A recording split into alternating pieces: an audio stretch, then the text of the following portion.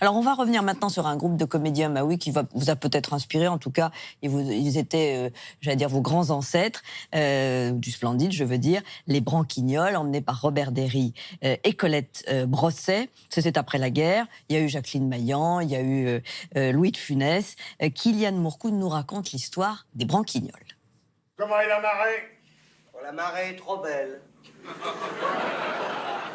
La marée. La marée. Ah, la marée? Ah ben, je vais voir, chef. Oh! Les Branquignols, la plus grande troupe de théâtre comique français d'après-guerre, a été créée par Robert Derry et sa femme Colette Brosset. C'est ce muscle-là qui travaille. Tous les grands noms de la comédie ont fait partie de cette bande. Louis de Funès, Jacqueline Maillan, Micheline Dax ou encore Jean Lefebvre. Branquignol, c'est pas d'aplomb dans la tête et c'est charmant. C'est merveilleux d'être fou, je crois. Revenons sur cette troupe de copains qui a dynamité l'humour français. En 1945, au conservatoire, il y a un jeune homme, Robert Derry, qui écrit des sketchs avec ses copains, notamment Gérard Calvi, futur grand musicien. Et ils écrivent un spectacle qui s'appelle Les Trois Soquettes, une suite de sketchs. Ça devient Les Gaufrettes. Et puis ils cherchent à le placer partout, ça marche pas. Et un jour, ils passent devant un théâtre qui va fermer. Le directeur, Georges Herbert, a plus rien. Et Robert Derry lui montre ce spectacle, il dit « allez, essayons ». Et c'est Branquignol. Au départ, il n'y a personne. Et il se trouve que Robert Derry et sa femme Colette Brosset, ancienne danseuse, connaissent tous les bouchers de Paris. Et c'est comme ça, en invitant tous les jours les bouchers de Paris, en affichant complet, qu'au bout de 8 jours, le public se dit « mais qu'est-ce que c'est que ce spectacle ?» Et ça a marché. La voix du vent d'automne.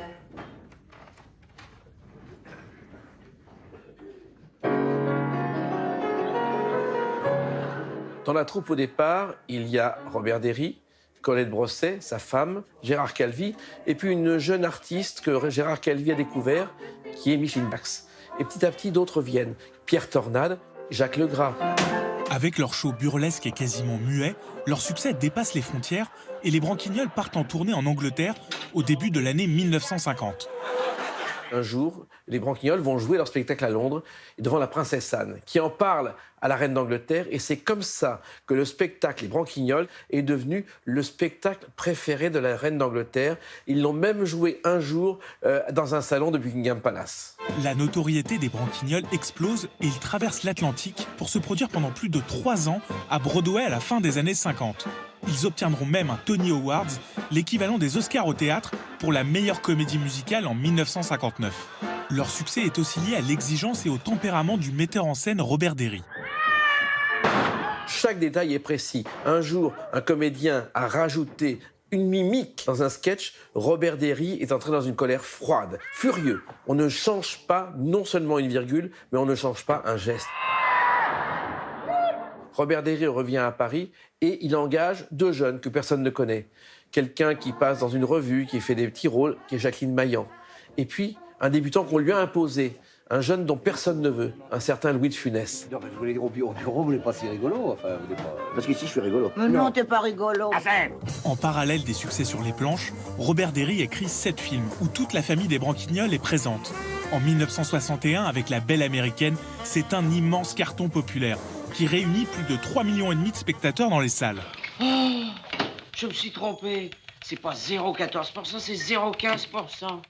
C'est 697 et 478. Allez, ça fait combien? Bon, allez.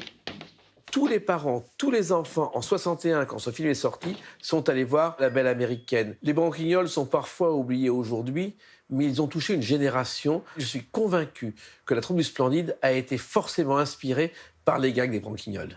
Il n'y a pas de vol cette nuit, monsieur! Ah oui, mais moi, ça m'est complètement égal, vous savez.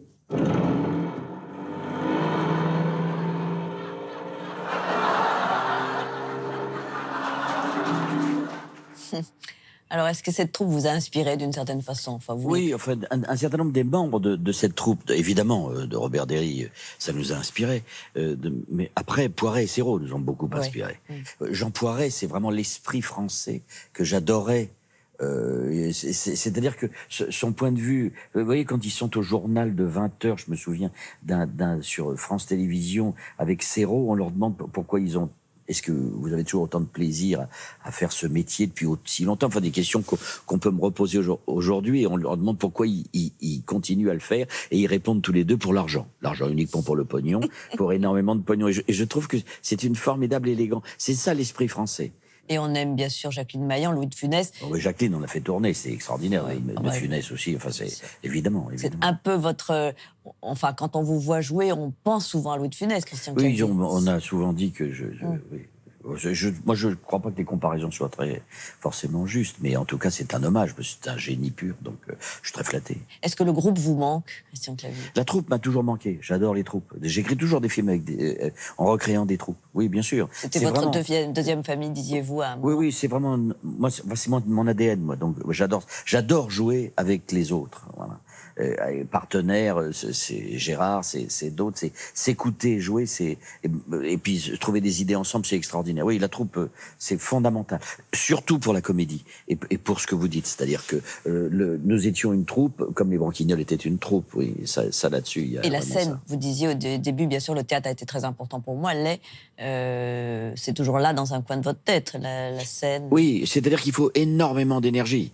Il faut une énergie diabolique. Moi, je ne sais pas être au théâtre sans avoir beaucoup d'énergie. Alors, c'est plus fatigant passé un certain âge, mais j'en ferai certainement, oui. Mais là, pour l'instant, il faut trouver le spectacle. J'ai eu la chance avec Philippe de Chauvron, quand il me donne Le Bon Dieu, de trouver un personnage qui correspond parfaitement à mon âge d'aujourd'hui. Et à l'époque. Et à l'époque. Alors, je veux pas venir au théâtre pour faire du théâtre, mais pour apporter quelque chose. Qu'on se dise, on va passer une belle soirée avec lui. Voilà.